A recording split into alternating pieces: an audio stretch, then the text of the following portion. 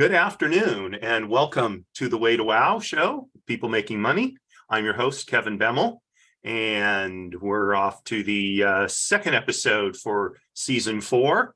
And since it's January, like I did last week, I wanted to work on a topic that is relevant to planning and moving forward with our professional success. So last week, I talked about goal setting and perhaps for some of you introduced a concept that I found very useful called conditions of satisfaction.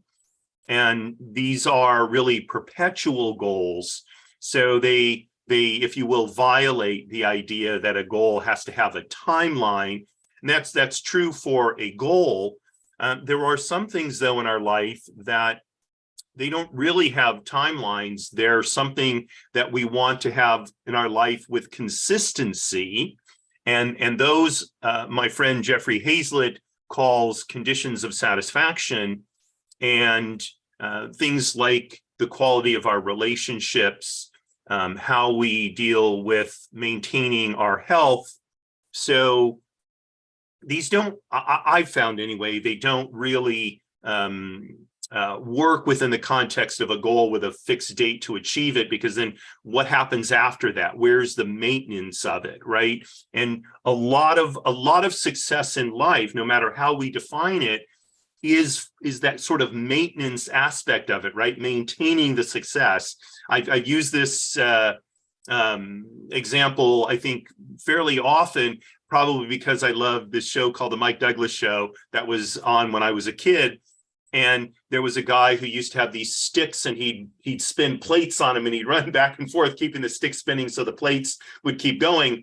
And as long as he could keep them all going, everything was great. But then at some point, the plates would start dropping, right? And that's what we're trying to avoid in our lives, is letting the plates drop. So I really have grown to embrace this concept called conditions of satisfaction. And so I invite you to check out last week's show. It's on our YouTube channel. Just go to youtube.com. I think it's /The Way to Wow. And you can see all the past episodes, but especially for, a new year, talking about setting our goals and such is really a timely topic, I think. And so I invite you to take a look at that. So this week, I'm going to talk about 3 habits to build for 23, right? We're in 2023, 3 and 3, all that kind of stuff, whatever you want to call it. Right before I started broadcasting, a friend of mine called. He said, "Hey, what's on your show today?" And I said, well, we're going to talk about the 3 habits you want to develop in 2023. And this kind of goes again with this idea that success is not a one-off function. Success comes from the building of habits and from establishing longevity within the things that we want to have in our lives. And so I've done different parts of my book at different times. I'm gonna do that again. This here we go. Okay, so this comes from my book that for those of you who've seen other episodes. It's gonna, there we go. I don't know why it's doing that there. Okay, great. And here I'm going to put myself right in front, so it looks like I'm looking at you, right? So I want to talk about 3 habits, 3 abilities, whatever you want to call them, to work on developing this year or for this year. And I want to start out by saying that there is, in my opinion, no way that you're going to do these things all the time. Striving for perfection, as I've discussed many times, I believe is counterproductive. So whether we want to try and get it right 90% of the time, or 85%, or even just 51%, look, the majority of the time is a worthwhile goal, especially if we're trying to develop something that's new and very foreign to us. So the idea that you're going to work on adopting one of these habits, and you're going to drop the ball on it, a lot, that is not a reason, frankly, for being upset with yourself. That just makes you a human being like all the rest of us. And so the idea is not to strive for perfection, but to strive for greater consistency. That's what I recommend that you work toward. And that, again, that gets back to this idea of conditions of satisfaction. So these are not so much, that's why I talk about them as habits. You may find that concept a little bit strange as we talk about these things, but really, we want to make them a part of the regular dealing in our life. Okay, so one of the things that I noticed when I was working with service members is when they look at their professional life in the civilian world, they want security. Now, in the military, security, interestingly enough, people think of it as being a very dangerous job. And for some people it is. If you're in explosive ordnance division, it's a dangerous job, probably one of the most dangerous, perhaps more dangerous than, law enforcement and those kind of things. But most jobs in the military are not particularly dangerous. They have a very high level of security. You know the check you're going to get, you're getting paid, et cetera, et cetera, et cetera. Your career path is very defined. And I think that's true for a lot of us in the civilian world as well. We don't want to deal with the ups and downs. I mean, you look at the kind of life that, say, Elon Musk is going through. He's always in the news, so he's the first one that leaps away. I don't want those kind of ups and downs in my life. Frankly, it's too much stress. It's too much uncertainty. That's not what I'm looking for. Having said that, wanting too much security can oftentimes impede the level of success that we achieve, especially when we're talking about our professional life. So the reality is that in general, the income we make and the wealth we build will be fairly related to the amount of risk that we're willing to take. That's just the way it is. So you look at returns on investment. The higher the percentage return, the higher the risk. That's why you're getting that higher percentage return. There's a reason why the interest rates on treasury bonds that are issued by the United States government are significantly lower than the interest rates on high yield bonds, which are significantly higher.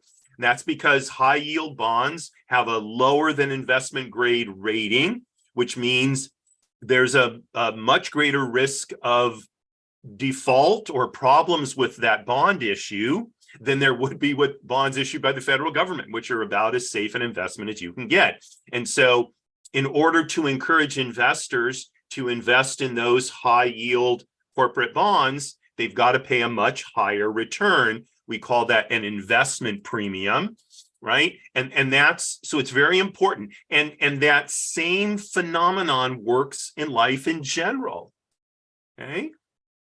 So the question is, how do we deal with our feelings of insecurity? And that's why here in chapter 42 in my book, I say, security doesn't just happen, okay? We build security inside ourselves, okay? And so the first habit we've got to make is we have to learn to challenge ourselves.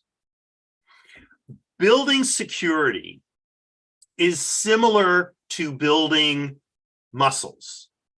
So if you think about building our physical muscles, what do? We lift weights, we exercise. I mean, there's other things too. If you control your diet in a particular way, it's easier to build muscles, have more protein in your diet, etc. But basically, the way you build greater physical strength is by challenging your physical strength. on a regular basis. And in so doing, we increase our strength and our ability to deal with situations where we need to be stronger. So that's equally true of our emotional strength. The issue is oftentimes we don't deal with increasing our emotional strength, and then something comes along and wham, it hits us, up the side of the head, as we used to say in the 70s. And we feel like, wow, I just got knocked out of the game. So rather than waiting to get blindsided by a major emotional challenge or a major mental challenge, we're better off periodically engaging in challenging situations so that we can take steps, moderated steps to increasing our ability. Okay, so we used to look. We used to find security in places like our community. A lot of people went, to churches or synagogues or whatever, and they felt security being in those places. For most of us, we don't have that anymore, and we could talk about why or whether that's a good or bad. That's a separate issue. Like a number of the issues that come up as we talk about these success-related situations, best probably discussed over a bourbon. But in any event, we need to take it upon ourselves to build up our ability to absorb change, to deal with challenges. Okay. And you see here, those are our two choices. We can let ourselves be blindsided, or we can intentionally confront change and condition ourselves to adapt to it. And so, and it could come from all sorts of different areas. So this is why it's good to engage in new things. So, if you've got an opportunity at work to take on a project that maybe you feel is out of your comfort zone, so talk to the person who's looking for someone to handle the project and say, hey, this is out of my comfort zone, but I'd like to take it on so I can learn. I can have the opportunity to purposely confront challenge and learn how to deal with it. Right? And I think a lot of people we work with, a lot of our supervisors, will respect that we want to learn and grow, and we'll be able to look to them for help, for mentorship, right? And that gives us an opportunity to do that. Another way to purposely challenge ourselves, especially professionally, is even if you're in you have a job right now, take on a side job where there's some kind of selling involved or regular interacting with other people. Teaching is something like that.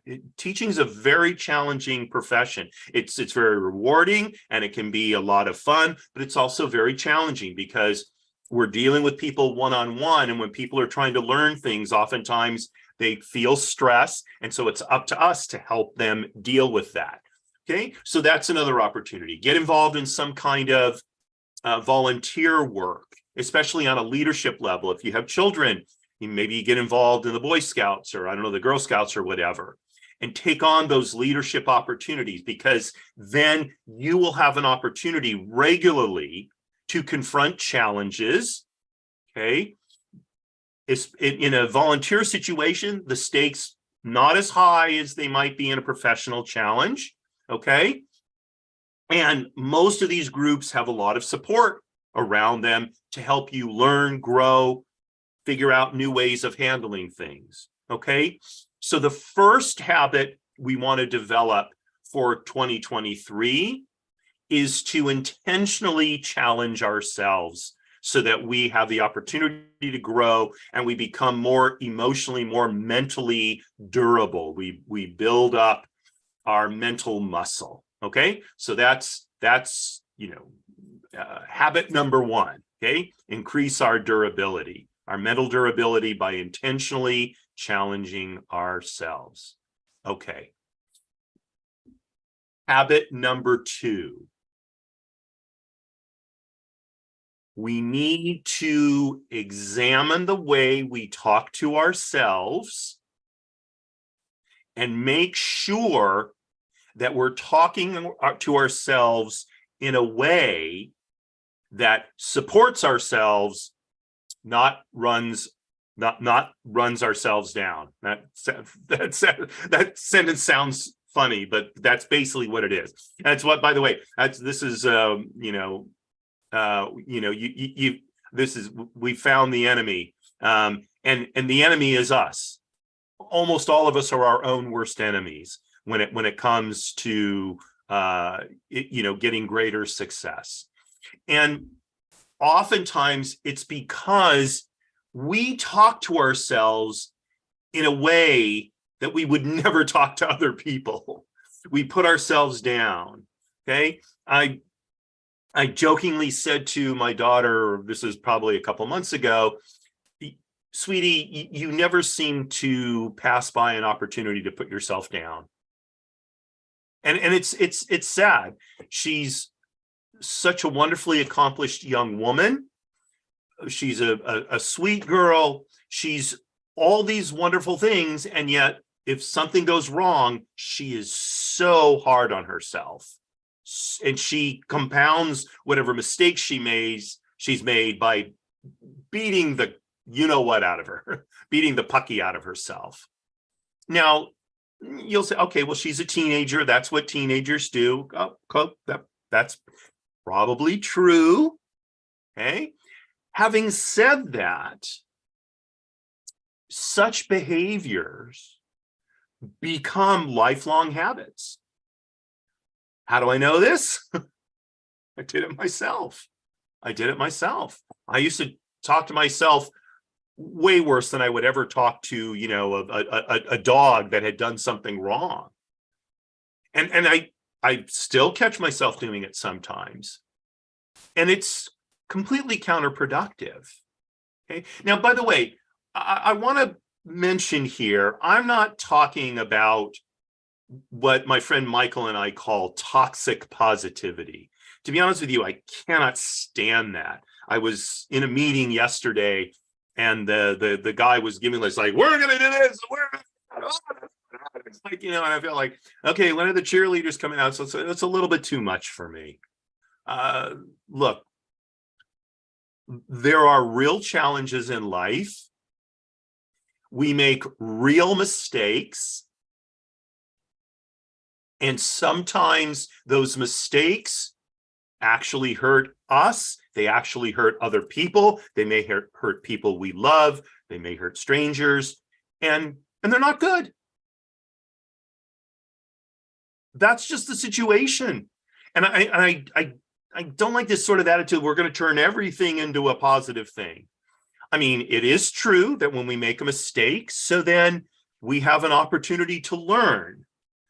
And we can apologize to the people we hurt, but that doesn't make it all go away. Okay. And I don't think we should fool ourselves into thinking that it does. Having said that, beating ourselves up, especially on a long-term basis, is very, very, very counterproductive. It's not going to help the other person. It's certainly not going to help us. And it's not going to rectify the situation. Okay, what's done is done. We need to fix it as best we can. And then we need to move on and hopefully not make the same mistakes again. Excuse me, I don't know what it is. Runny nose, I'm going to start dripping soon. So the second habit we want to work to build is conquering negative self-talk. Now, some people will say we need to talk positively to ourselves, and there is some merit to that idea. I think we just need to talk kindly to ourselves, which means stopping saying things like, oh, you idiot, why did you do that? Or you're so stupid, or oh, you're so worthless, or what a piece of, blah, blah, blah, blah, blah. You are, those kind of things are just not, they're not helpful. They are not helpful at all. Now, here's where I differ, I think, from a lot of people who talk about this. You will find that a lot of people who talk about so-called positive self-talk, they'll say, well, the first thing you need to do is learn to control your thoughts. I don't believe you can do that. We can't control our thoughts. We just can't. Thoughts come, they go, right? You may have done this exercise before. When you're sitting in a room and someone's like, okay, now don't think about an elephant. Right? Stop thinking about an elephant, right? What's the only thing you can think about now? An elephant. Because that's how our brains work. So I'm not saying stop thinking negative thoughts, because sometimes you're going to. And that's normal. I think it's, again, counterproductive to suggest you should never think negative thoughts. There's as if there's something wrong with us when we think a negative thought. Okay, if I'm walking down if I'm walking down the sidewalk and I trip on nothing, okay, I feel foolish. I think I look stupid, right? I just do. That's just it. And my head immediately says, come on, you klutz. That's what's in my head. And so but the habit that I've developed about that, and I frankly have been somewhat clumsy my whole life. That's why one of my longest standing friend's mother once said to me, after watching me do a performance, of all things, a ballet performance in Alice in Wonderland, she came backstage to me and she looked at me, she said, you really can't dance. Like, yeah, I know. I cannot. Right? It's whatever. I've never developed graceful ways. I enjoy dancing to the extent that I do, but Nureyev never had competition from me. And for those of you who don't know who Rudolf Nureyev was, I invite you to do an internet search and you'll find out who he was. I believe he's deceased now. In any event, we're going to sometimes think negative thoughts. We want to do what I call mental jujitsu. And what I mean by that is we want to be able to, as fluently as possible, shift from having that negative thought to moving away from this sort of pit we get into of thinking how stupid we are, that kind of stuff. So I've taught myself, when I trip over nothing, I laugh. The first person I see who's looking at me, who probably is thinking, oh my gosh, this guy's a klutz, I laugh and I kind of go, like this, what am I going to do? Right? Usually the person laughs back. We have a chuckle at my expense. Good. I made somebody's day better. And, off I go. Right? That's one way I conquer negative self-talk. Now, we can develop certain mantras that we use in certain situations. So I do my best not to use profanity. And I won't get into the whys and the wherefores. I just think, for me, I don't want to be talking that way. It does offend some people. And I think even for people who have no problem with profanity, they don't need me using it in front of them. They can hear it at lots of other places. And despite that, sometimes I will still, especially if I'm particularly stressed out or angry, bang, out comes, a so-called bad word.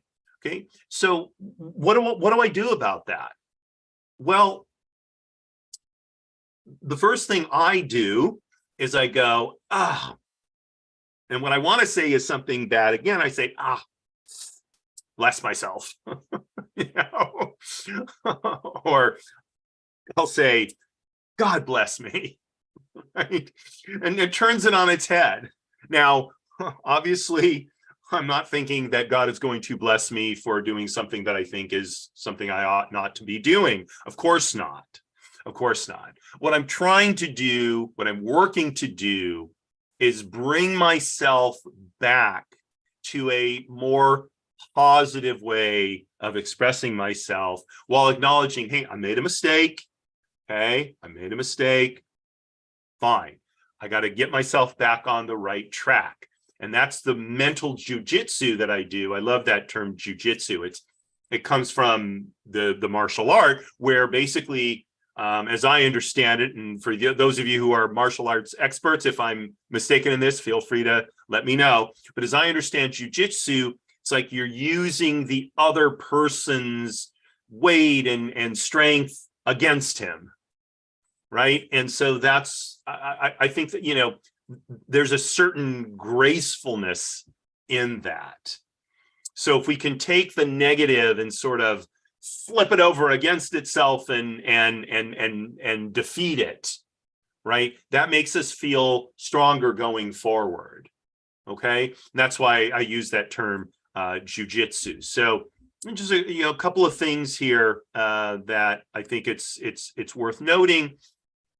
So Harvard University psychologist there, Daniel Wegner's research shows that trying very hard not to think about something almost guarantees that you will think about it.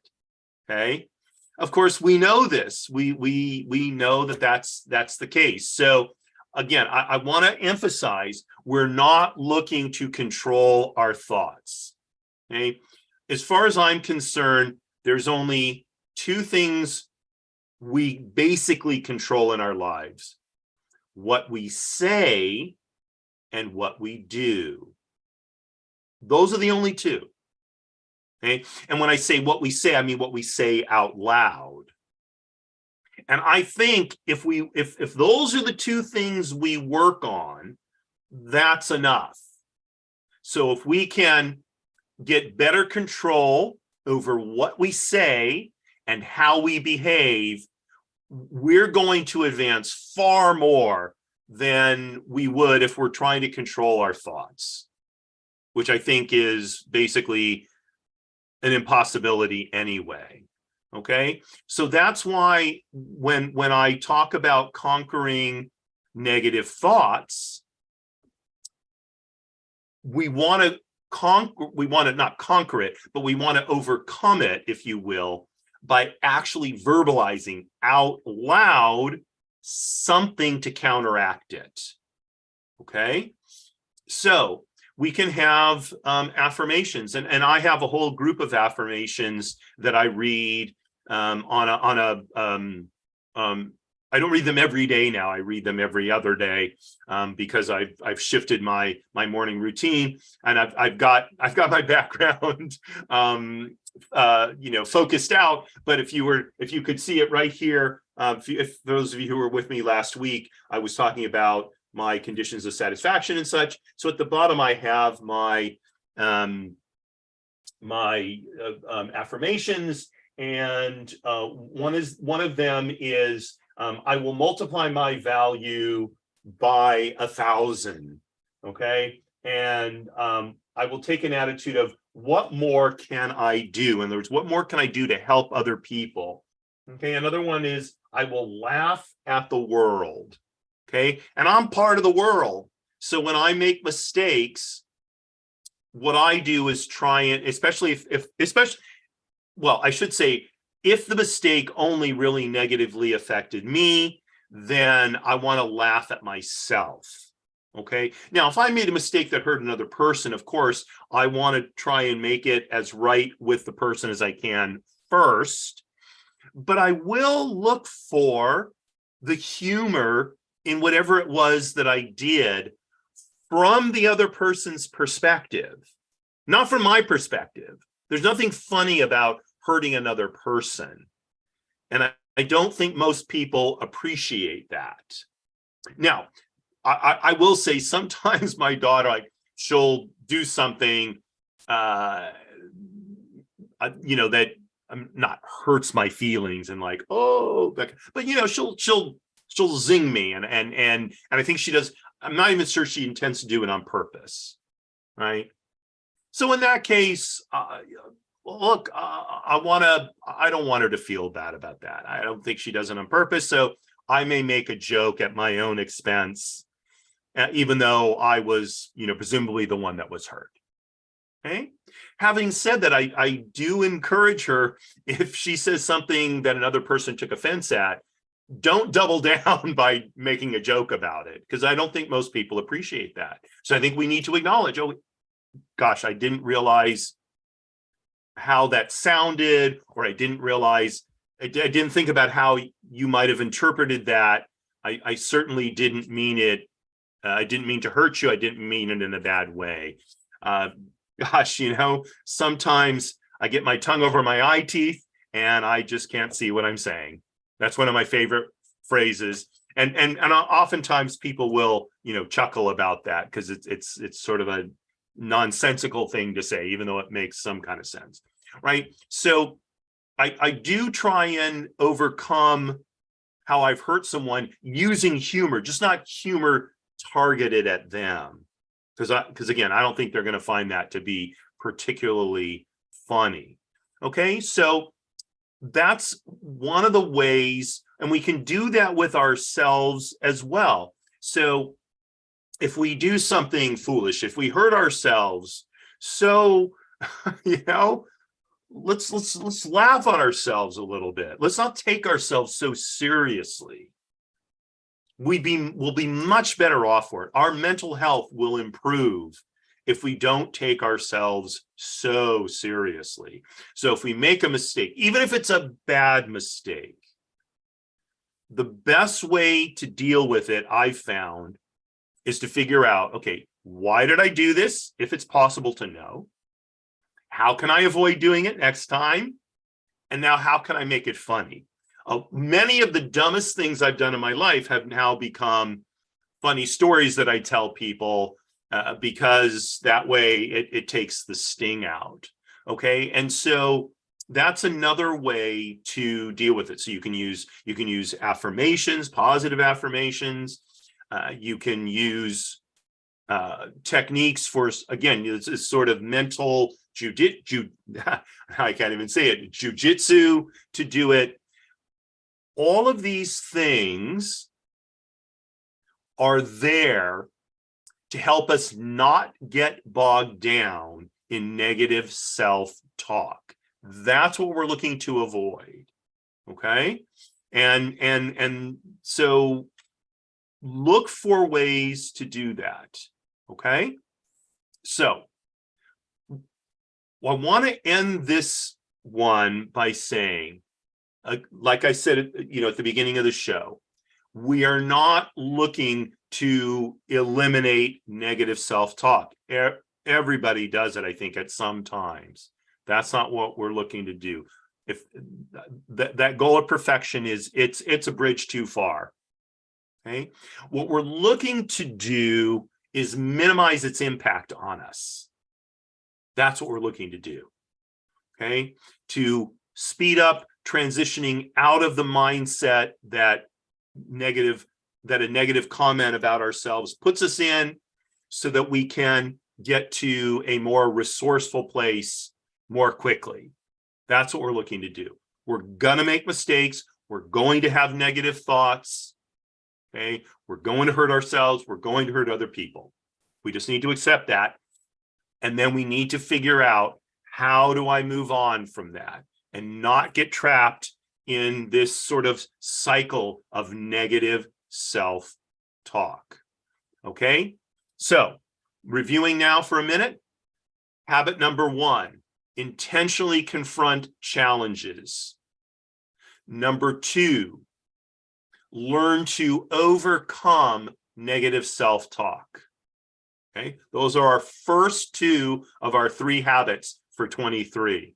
All right, now let's go to the third one, which is, okay, Here we go. As the title of this chapter shows, we don't get manna from heaven anymore. Okay, it happened thousands of years ago, if you believe the biblical stories. Okay, it doesn't happen now. Okay, even for people who win the lottery, I'm not sure we could classify that as manna from heaven. So we need to figure out our plan to success, and we need to work to get our plan, or to make our plan for success come to fruition. That's what it's going to take. Okay, now I was thinking about this I think over the weekend. It used to be, we'd have to be going back now at least 150 years, I think, to when there was still substantial portions of wilderness in the United States.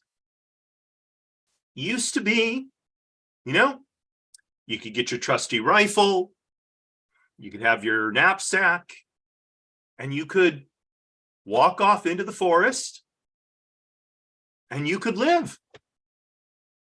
And you could pretty much live on your own. You could hunt, fish, build yourself a shelter, and that was it. That was life. We can't do that anymore. First of all, I don't think there's any place in the United States you can just go off and live off the land like that anymore. I don't think there's any place you can hunt year round anymore, right? You got to have a hunting license or fishing license. Right? You can't go live in a national park or a national forest year round. I don't think you can. Is there any land in the United States that's not owned by somebody, a government or privately owned? For sure, we can't go on private land and do that. Not without risking getting kicked off. That life option doesn't exist anymore. The reality is life today means building a life, interacting with other people. That's just what it is. Now, hopefully, maybe that's too strong. Having good relationships typically means we're living a better life. People who have strong relationships are happier, they're healthier, they tend to live longer. There's all kinds of benefits from having good relationships. One of the keys to building good relationships is somewhat counterintuitive. So you see people who want to build relationships, and what they do is they look for opportunities to help others. Now, by the way, that can certainly be a part of building strong relationships. The part that a lot of people leave out is they don't ask for help.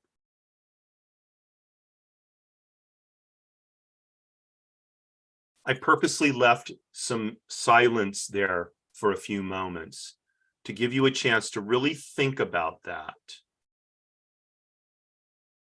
So I talked to someone not too long ago who has spent his life taking care of other people and never asking for help from anyone. And now this person is in a situation where the person can't live his life on his own.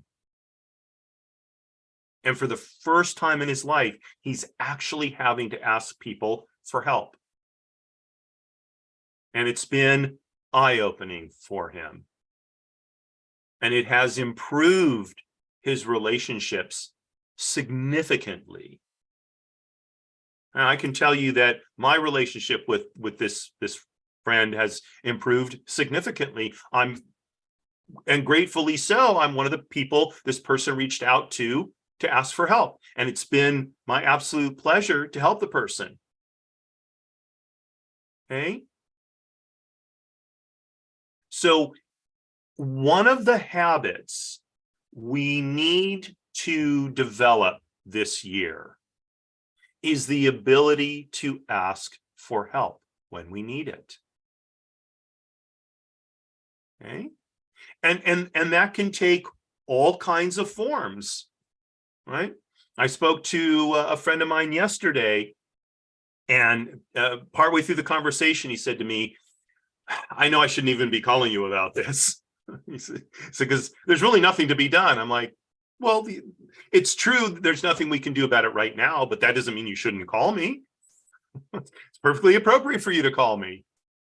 I'm your friend. Who else should you call? Right? If you're feeling anxiety, give me a call. Maybe I'm feeling anxiety too. We can work on our anxiety together, or whatever it is, right? And good for him that he did call, even when his instinct was, nah, I shouldn't bother Kevin. Okay? Now, of course, we have to strike a balance. In many cases, we can't be asking for help from someone every day. Although in certain circumstances, we can. If the situation is dire enough, we may really need to lean on friends, and we may need their help very often. Okay, that was certainly the case for me a year ago, and I will tell you, I was extremely gratified to learn that when I reached out to friends, oftentimes very frequently, they were not only there, but they were very happy that I did reach out, because it gave them an opportunity to return care that over the years, I think they felt they got from me. And it deepened and enriched our relationships in a very important way. And by the way, there were some people I reached out to who didn't want to help. Okay, well, they just told me something really important, didn't they? We didn't really have the relationship that we thought we had. And I think that's good to know too. Okay, so you may be fearing, well, but if I ask this person for help, what if they say no? And my response is, that's a good piece of information to have. Okay, that's why I encourage you to start now with maybe asking for little bits of help, sort of sticking your toe in the water, as they say, right? Is the water really cold and you got to yank your toe out because it's so cold, it's going to give your toe frostbite. So that same thing works in relationships. If you're not sure whether this person is really someone who's interested in helping you, well, so maybe there's something very small you need help with. Maybe you just need a piece of advice about something. Okay, or maybe you need a referral to a particular person or something like that. Okay, that, that's a pretty easy thing for most people to do. If they won't even help you on that, they're telling you something it's really worth knowing, which is, if the crunch comes, God forbid, this is not someone you can rely on. Okay, so just like building our emotional muscle, we need to build our help muscle. Okay, help is a reciprocal function in relationships. If your relationships are always about helping, it's time for you to become the helpee, as we say, right? The helper, the one giving the help, the helpee, the one receiving the help. It's very important. It's very important. Here's one of the most critical reasons why. If we're always the one helping, after a while, we teach people to be one of two things: either selfish and to expect more and more and more from us, or we make them feel guilty because we're always helping them, but they never have a chance to help us back. Neither one of those is good for building a strong relationship. Strong relationships come from mutuality, and that's what we need to build. The challenge is a lot of times people, they don't know how to help us. And why should they? Especially if we're a helping person. Most helping people look pretty self-sufficient. So the person is left basically, how can I help you? I have no idea. So it will help them out by letting them know how they can help you. Right? And like I said, just start out with something small, right? And you'll start to see who are your real friends. You may be surprised. Okay, you may be pleasantly surprised. People may feel much more strongly positively about you than you really ever considered. You may even have a friend say to you, I'm so glad I had the opportunity to help you out. I've honestly felt a little guilty over the years. You've always helped me out so much. I'm glad to be able to return the favor. What a beautiful thing you've just done, right? And by the way, by making yourself a little bit vulnerable, you make yourself more accessible to the person, and you give them a chance to open up their vulnerabilities to you. Okay. Now, Kevin, I have a little problem with intimacy. I don't mean sexual intimacy. I mean emotional intimacy. Okay. I can hear it. I can hear it. That's why I recommend you start out small. Okay? Just start out with something that's not too big a risk. Okay. And then let it grow. Okay. And by the way, you don't need to do this with everyone you know. Maybe just pick 2 or 3 people for the first part of this year, and maybe just think about 1 or 2 ways you can ask each of them for help over the next several months. So you're asking for help maybe, 6 times in 6 months. So you're going to ask one person 1 time a month for help, and see how that feels, see how that goes. Well, that's pretty good. And you can test out the waters. Okay? So, habit number 3 for 2023 is ask for help. Learn how to ask for help appropriately, graciously, etc. Okay?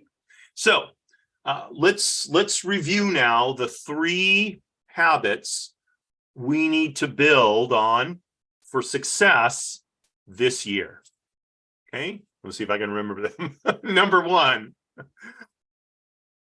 consciously challenge ourselves. If we want to feel secure, the best way we can do that is by building our self-confidence. We can build our self-confidence step by step or little by little by choosing the challenges we're going to confront so that we can keep them with, roughly within what we think are our abilities, just challenging ourselves a little bit and dealing with those. And then once we feel comfortable at that level, going to the next level. Okay. So purposely challenge yourself on a regular basis. That's number 1. Number 2, conquer negative self-talk or negative self-thoughts. Okay. Do that by having some, I forgot the name of the term, some affirmations that you can fall back on. And by the way, the best way to build affirmations into your life is to literally say them out loud every day. Okay, I do it in the morning. I have them pasted to my bathroom mirror, and between brushing my teeth and shaving, I, vocalize my affirmations. Okay, so that's one way to do it. The second way is to just develop some habits to shortcut, the whole sort of negative the whole self-critical process, right? Laughter, I've found, is the most powerful way for doing that. So learn to laugh at we need to learn to laugh at ourselves, okay? But one way or another, we need to conquer negative self-talk. And number 3, let's make it a habit to ask for help, okay? Look at where the challenges are in your life that you're having trouble overcoming, okay? So as you start to purposely confront challenges, at some point you're going to come up with a challenge that you don't have the resources for on your own to overcome. That's the time to think about, who do I know who can help me with this? Is there somebody I need to meet? Is there someone who's ahead of me in this particular area of my life? Maybe this person will consider talking to me, or maybe even coaching me on a somewhat regular basis or something like that. Look for those opportunities to ask people for help. Now, by the way, if you are not already someone who's helping people, then you better also build your habit of helping people. I'm coming at this assuming you're already helping people, and you're where we're blocked is asking other people for help. It just seems that most of the people I know, they tend to be very helping people. They have trouble asking for help. And so we want to develop the habit of asking people for help. Okay. One last time, we'll review the 3. Number 1, consciously challenge ourselves. Number 2, overcome negative self-talk. And 3, learn how to ask for help. Those are the 3 habits we want to build for 2023. And that's what I've got for you for today. So I have a little bit of extra time, and so I just want to throw this out there. If you know someone who has an interesting career, an interesting profession, and you think they might want to be a guest on the show, or maybe you have an interesting career and you'd like to be a guest, drop me a comment, send me an email. All the social media for the show and the email address for the show will be listed in the show notes. So let me know. Would love to get in touch with you and work out your being a guest. Or like I said, if you have a friend or a colleague that you think would be a great guest, let me know about them. I'm happy to contact them directly.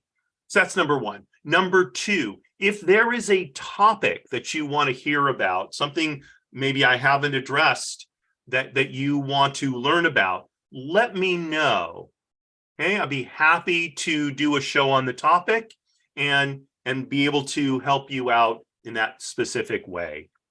Okay, and the third thing is, if you know of someone who's looking for greater professional success, please tell them about the show.